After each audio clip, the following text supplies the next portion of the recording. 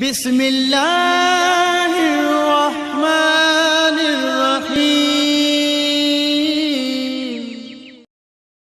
نفسیات کہتی ہے کہ جو بچے جلدی بولنا شروع کر دیتے ہیں ان کی یادداشت بہت مضبوط ہوتی ہے۔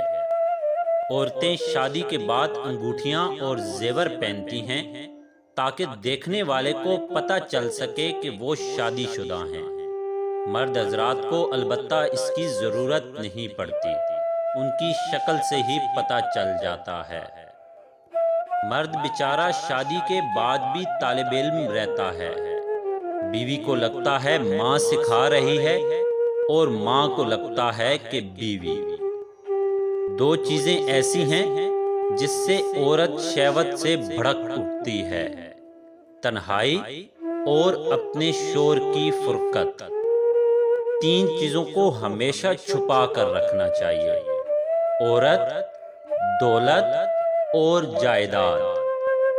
محرم کے مہینے میں یہ چار کام کبھی مت کرنا، ورنہ گھر تباہ ہو جائے گا اور رزق میں کمی آ جائے گی۔ پہلا، میاں بیوی آپس میں لڑائی مت کرنا۔